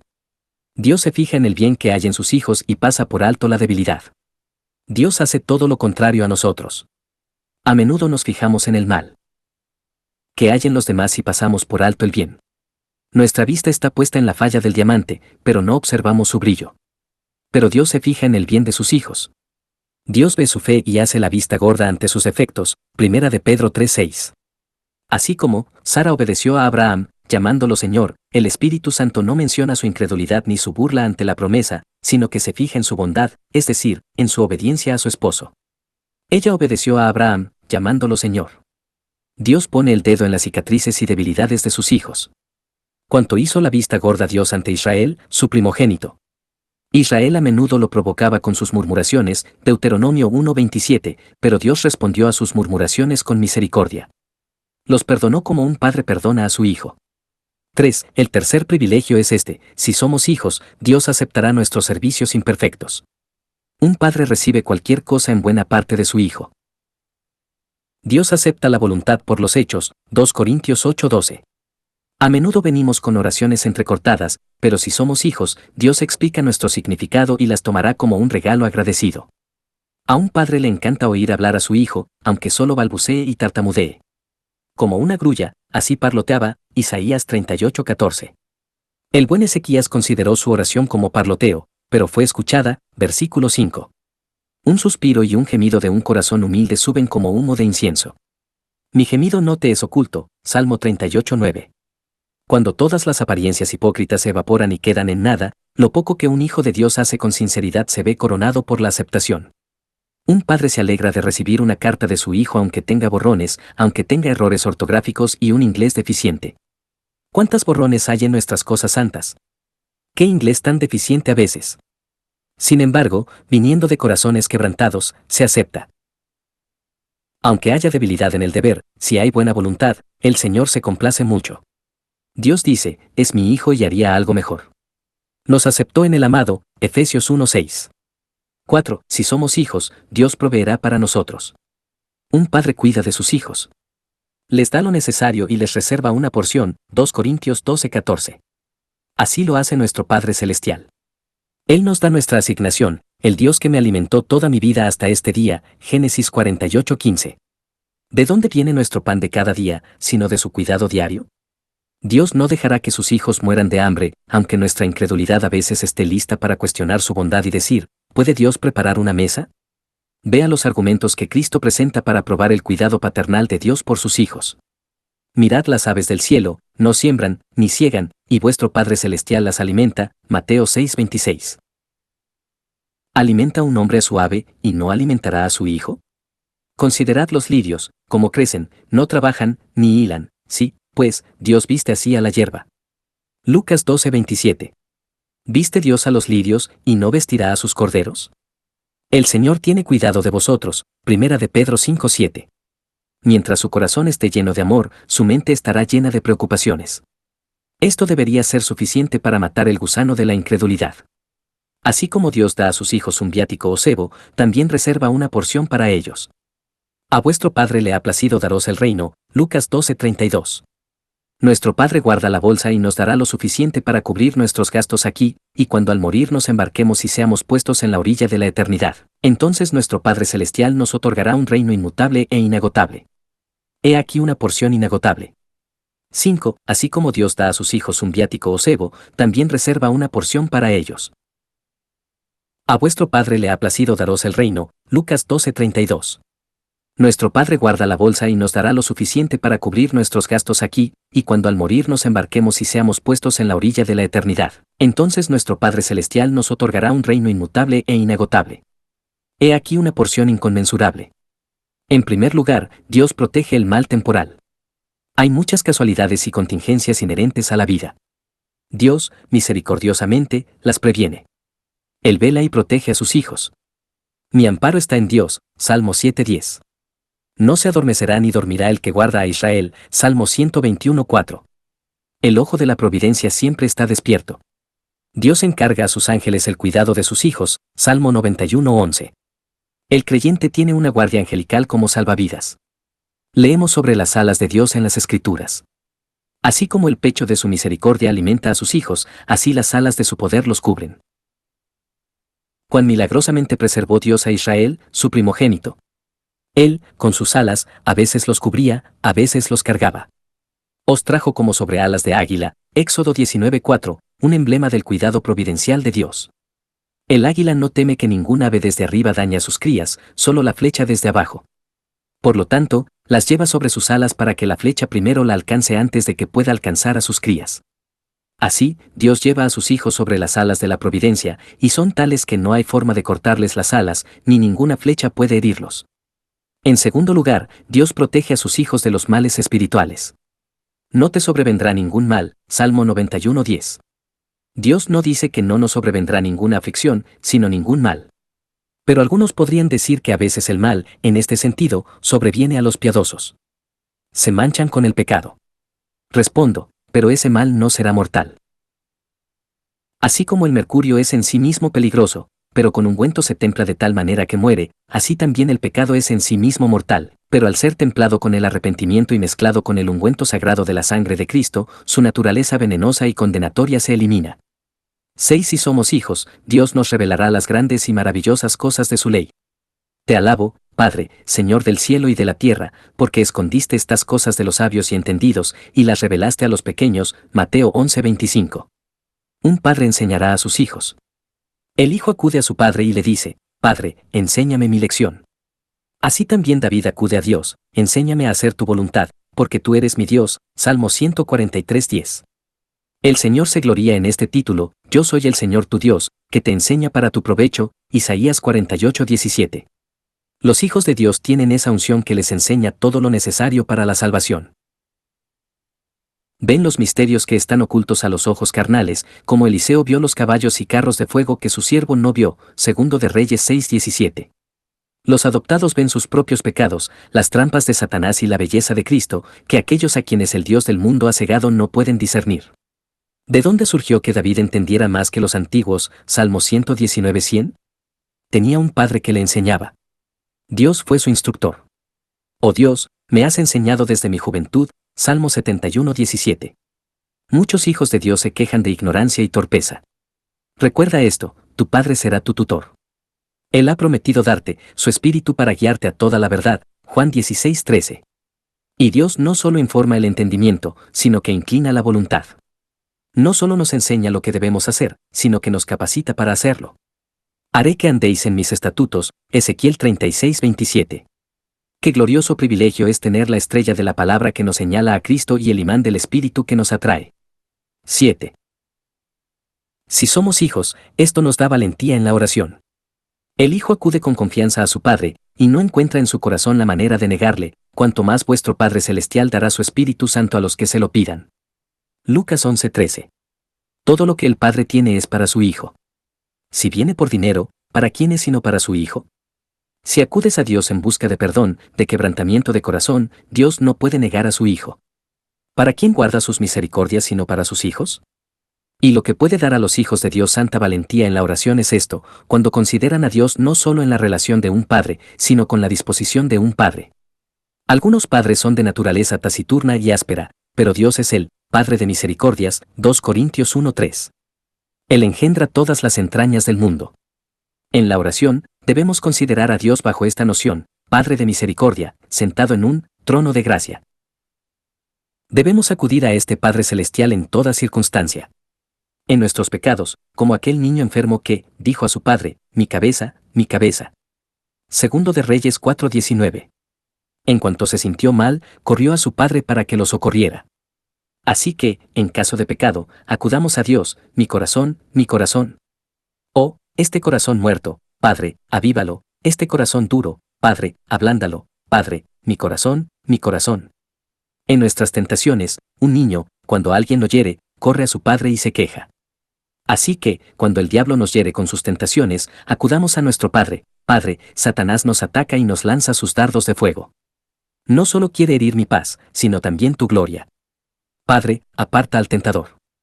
Es tu hijo el que está preocupado por este dragón rojo. Padre, ¿no aplastarás a Satanás bajo mis pies? ¡Qué dulce privilegio! Cuando cualquier carga pesa sobre nuestro espíritu, podemos acudir a nuestro Padre y descargar todas nuestras preocupaciones y penas en su seno. 8. En nuestras tentaciones, un niño, cuando alguien lo golpea, corre a su padre y se queja. Así que, cuando el diablo nos ataca con sus tentaciones, corramos a nuestro Padre. Padre, Satanás nos ataca y nos lanza sus dardos de fuego. No solo quiere herir mi paz, sino también tu gloria. Padre, aparta al tentador. Es tu hijo el que está preocupado por este dragón rojo. Padre, ¿no aplastarás a Satanás bajo mis pies? ¡Qué dulce privilegio! Cuando cualquier carga pesa sobre nuestro espíritu, podemos acudir a nuestro Padre y descargar todas nuestras preocupaciones y penas en su seno. La triste miseria de una persona no regenerada es estar en un estado de vasallaje. Está bajo la tiranía del pecado. Justino Mártir solía decir, la mayor esclavitud del mundo es que un hombre se someta a sus propias pasiones. Un hombre malvado es tan esclavo como quien trabaja en la galera. Si se mira en su corazón, hay legiones de lujuria que lo gobiernan. Debe hacer lo que el pecado le ordene. Un esclavo está al servicio de un tirano usurpador. Si le ordena cavar en la mina, tallar en las canteras, remar, debe hacerlo. Así, todo hombre malvado debe hacer lo que la naturaleza corrupta, inspirada por el diablo, le ordena. Si el pecado le ordena emborracharse, ser impuro, está a las órdenes del pecado, como el asno a las órdenes del conductor. El pecado primero esclaviza y luego condena. Pero los hijos de Dios, aunque no están libres de la inmanencia del pecado, sí están libres de la ley del pecado. Todos los mandamientos del pecado son como leyes derogadas que no están vigentes. Aunque el pecado vive en un hijo de Dios, no reina. El pecado no se enseñoreará de vosotros, Romanos 6:14. El pecado no tiene poder coercitivo sobre un hijo de Dios. Hay un principio de gracia en su corazón que frena la corrupción. Este es el consuelo del creyente, aunque el pecado no sea eliminado, sí será dominado, y aunque no pueda mantener el pecado fuera, lo mantiene bajo control.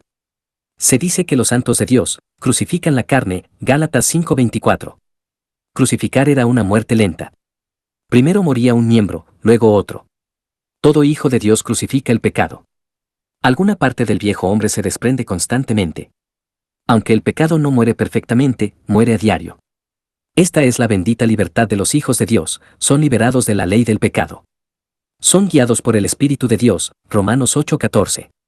Este Espíritu los hace libres y alegres en la obediencia. Donde está el Espíritu del Señor, allí hay libertad, 2 Corintios 3:17. 9. Si somos hijos, entonces somos herederos aparentes de todas las promesas. Las promesas son preciosas, segunda de Pedro 2:4. Las promesas son un cofre de joyas. Son pechos llenos de la leche del Evangelio. Las promesas están enriquecidas con variedad y se adaptan a la condición actual del cristiano. ¿Desea la gracia perdonadora? Hay una promesa que conlleva perdón, Jeremías 31:34. ¿Desea la gracia santificadora? Hay una promesa de sanidad, Oseas 14:4. ¿Desea la gracia corroborante? Hay una promesa de fortaleza, Isaías 41:10. Y estas promesas son el pan de los hijos. Los santos son llamados, herederos de la promesa, Hebreos 6:17. En una promesa está Cristo y el cielo, y nunca hay una promesa en la Biblia sin que una persona adoptada pueda reclamarla legalmente y decir, esto es mío. El hombre natural que permanece en la antigua familia no tiene nada que ver con estas promesas. Puede revisarlas, como se revisa el testamento o el inventario de otro hombre, pero no tiene derecho a ellas.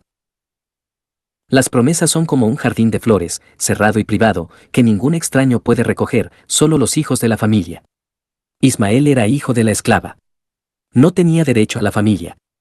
Echa fuera a la esclava y a su hijo, como le dijo Sara a Abraham, Génesis 21:10. Así que el incrédulo no es adoptado, no es de la familia, y Dios dirá en el día del juicio, echad a este hijo de la esclava a la oscuridad más profunda, donde solo habrá llanto y crujir de dientes. 10. Si somos hijos, tendremos la bendición de nuestro Padre. Son la descendencia que el Señor ha bendecido, Isaías 61:9. Leemos que Isaac bendijo a su hijo Jacob, Dios te dé del rocío del cielo, Génesis 27:28, lo cual no fue solo una oración por Jacob, sino, como dice Lutero, una profecía de la felicidad y bendición que vendría sobre él y su posteridad. Así, todo hijo adoptado recibe la bendición de su Padre Celestial. Hay una bendición especial que se destila en todo lo que posee. El Señor bendecirá a su pueblo con paz, Éxodo 23:25, Salmo 29:11. Él no solo les dará paz, sino que la tendrán con una bendición. Los malvados tienen las cosas que disfrutan con la venia de Dios, pero los adoptados las tienen con el amor de Dios. Los malvados las tienen por providencia, los santos por promesa. Isaac solo tenía una bendición que otorgar. ¿Tienes una sola bendición, Padre mío? Génesis 27:38. Pero Dios tiene más de una bendición para sus hijos. Los bendice en sus almas, cuerpos, nombres, bienes y posteridad. Los bendice con las fuentes de arriba y las de abajo. Se multiplica para bendecirlos y su bendición es indestructible. Como dijo Isaac respecto a Jacob, lo he bendecido, sí, y será bendecido, Génesis 27:33, así también Dios bendice a sus hijos y ellos serán bendecidos. 11. Si somos hijos, entonces todo lo que nos suceda se convertirá en nuestro bien. Todas las cosas obran para bien a los que aman a Dios, Romanos 8:28. Cosas buenas, cosas malas. En primer lugar, las cosas buenas obran para bien a los hijos de Dios. Las misericordias les harán bien. Las misericordias de Dios los ablandarán. El corazón de David se llenó de la misericordia de Dios. ¿Quién soy yo, y qué es mi casa? Segundo de Samuel 7:18. Yo, que era de una familia humilde, yo que sostenía el cayado del pastor, que ahora debo sostener el cetro real. No, has hablado de la casa de tu siervo para mucho tiempo por venir. Has prometido que mis hijos se sentarán en el trono, sí, que el bendito Mesías vendrá de mi linaje y raza. Y es así como actúa el hombre, oh Señor Dios. Como si dijera, ¿acaso los hombres muestran tal bondad inmerecida? Mira cómo el corazón de este buen hombre se conmovió y se ablandó por la misericordia. El pedernal se rompe más pronto si se coloca sobre una almohada blanda. Las misericordias hacen a los hijos de Dios más fructíferos. La tierra produce la mejor cosecha por el costo que se invierte en ella. Dios da salud a sus hijos, y ellos gastan y se gastan por Cristo. Les da propiedades, y honran al Señor con sus bienes. Las espaldas y los vientres de los pobres son el campo donde siembran la preciosa semilla de su caridad. Un hijo de Dios hace de sus propiedades un broche de oro que une su corazón más firmemente a Dios, un escabel que lo eleva hacia el cielo. Las ordenanzas obrarán para el bien de los hijos de Dios. La palabra predicada les hará bien, es sabor de vida, es lámpara para los pies y lavatorio para sus corazones. La palabra predicada es un medio de salud, un carro de salvación. Es una palabra que injerte y transforma, es una palabra con unción, que unge sus ojos para que vean esa luz. La predicación de la palabra es ese enrejado donde Cristo mira y se muestra a sus santos. Este conducto de oro del santuario transporta el agua de la vida. Para los malvados, la palabra predicada obra para mal, incluso la palabra de vida se convierte en olor de muerte. La misma causa puede tener efectos diversos, incluso contrarios. El sol disuelve el hielo, pero endurece la arcilla. Para los impíos y profanos, la palabra no humilla, sino endurece. Jesucristo, el mejor de los predicadores, fue para algunos una roca de tropiezo. Los judíos chuparon la muerte de sus dulces labios. Es triste que el pecho mate a alguien. Los malvados chupan veneno de ese pecho de ordenanzas donde los hijos de Dios maman leche y son nutridos para salvación. El sacramento obra para bien a los hijos de Dios. En la palabra predicada, los santos escuchan la voz de Cristo, en el sacramento reciben su beso. La cena del Señor es para los santos, un banquete de manjares suculentos. Es una ordenanza de sanidad y sellado. En este plato, o más bien cáliz, se trae a un Salvador sangrante para reanimar los espíritus decaídos. El sacramento tiene efectos gloriosos en los corazones de los hijos de Dios. Aviva sus afectos, fortalece su fe, mortifica su pecado, reaviva sus esperanzas, aumenta su gozo. Les da una prelibación y un anticipo del cielo. En segundo lugar, las cosas malas obran para bien en los hijos de Dios. Para los rectos nace la luz en las tinieblas, Salmo 112:4. La pobreza obra para bien en los hijos de Dios. Sacia sus lujurias. Aumenta sus gracias. Pobres en el mundo, ricos en fe, Santiago 2:5. La pobreza tiende a la oración. Cuando Dios ha cortado las alas de sus hijos por la pobreza, vuelan más rápido al trono de la gracia. La enfermedad obra para su bien. Consumirá el cuerpo de la muerte. Aunque nuestro hombre exterior se va desgastando, el interior no obstante se renueva de día en día, 2 Corintios 4:16. Como aquellos dos laureles en Roma, cuando uno se marchitó, el otro floreció. Cuando el cuerpo se marchita, el alma del cristiano florece. ¿Cuántas veces hemos visto una fe viva en un cuerpo que languidece? Ezequías se sentía mejor en su lecho de enfermo que en su trono. Cuando estaba en su lecho de enfermo, se humillaba y lloraba. Cuando estaba en su trono, se enorgullecía, Isaías 39:2. Los hijos de Dios se recuperan por la enfermedad. En este sentido, de la debilidad se fortalecen, Hebreos 11:34.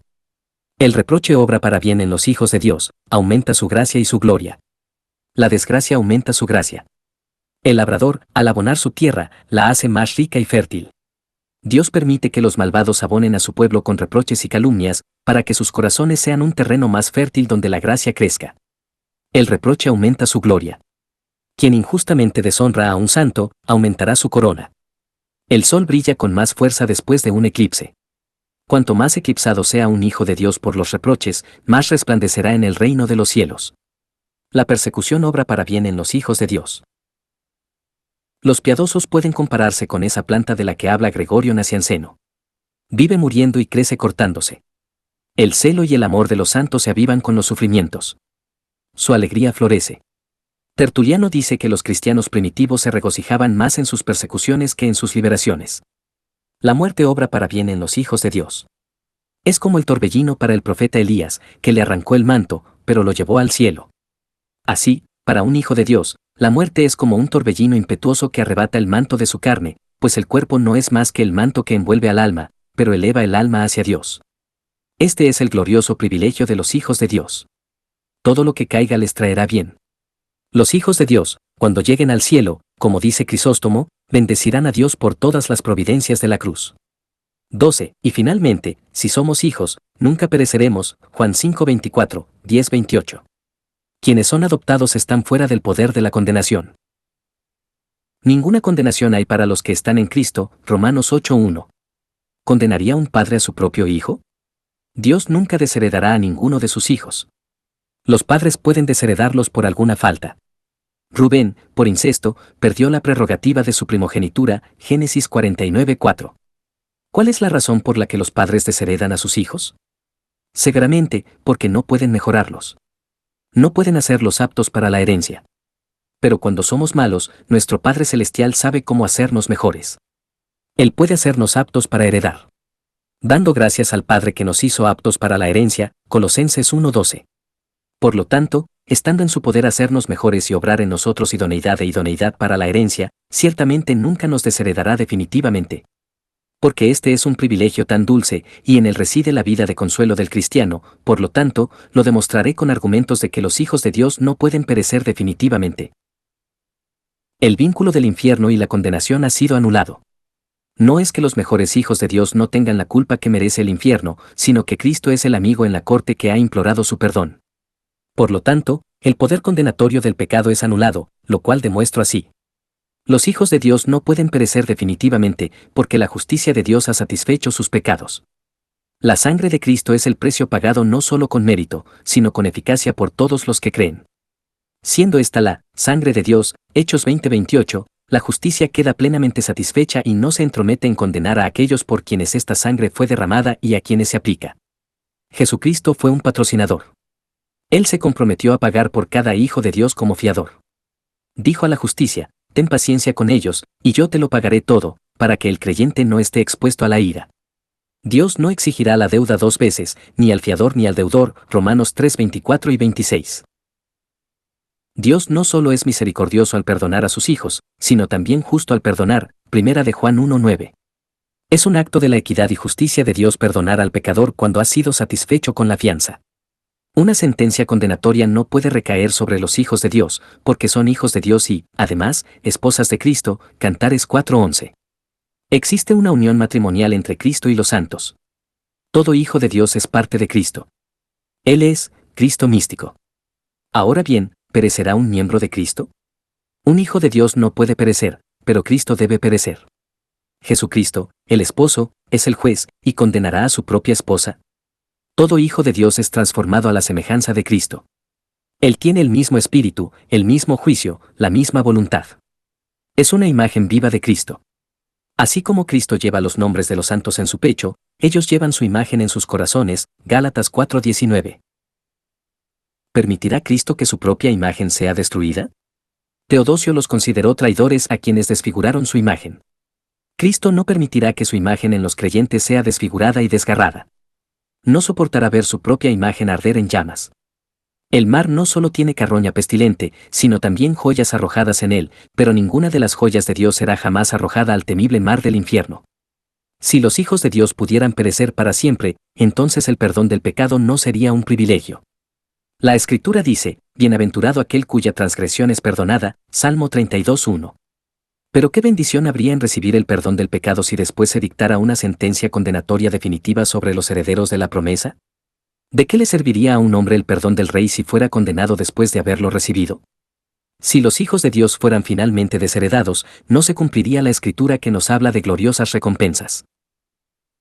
Ciertamente hay recompensa para los justos, Salmo 58:11. Dios endulza sus mandamientos con promesas. Une el deber y la recompensa. Así como en el cuerpo las venas llevan la sangre y las arterias los espíritus, así una parte de la palabra conlleva el deber y otra parte conlleva la recompensa. Ahora bien, si los hijos de Dios fracasaran eternamente, ¿qué recompensa habría para los justos? Y Moisés actuó indiscretamente al esperar la recompensa de la recompensa, Hebreos 11:26. Y, en consecuencia, se abriría una puerta a la desesperación. Por todo lo cual se desprende que los hijos de Dios no pueden ser desheredados ni reprobados. Si perdieran la felicidad, Cristo perdería su salvación y moriría en vano. Así hemos visto los gloriosos privilegios de los hijos de Dios. ¡Qué gran estímulo para la religión! ¿Cómo puede esto tentar a los hombres a volverse piadosos? ¿Puede el mundo competir con un hijo de Dios? ¿Puede el mundo otorgar privilegios como estos? Como dijo Saúl, ¿acaso el hijo de Isaí les dará a cada uno de ustedes campos y viñas, y los hará a todos capitanes de millares? 1 de Samuel 22:7. ¿Puede el mundo hacer por ustedes lo que Dios hace por sus hijos? ¿Puede darles perdón de pecado o vida eterna? ¿No son mejores los rebuscos de Efraín que la vendimia de Abiezer? Jueces 8:2. ¿No es la piedad ganancia? ¿Qué hay en el pecado para que los hombres lo amen? La obra del pecado es trabajo duro y su paga es muerte. Quienes ven más en el pecado que en los privilegios de la adopción, que sigan adelante y se dejen abrumar por el servicio del diablo.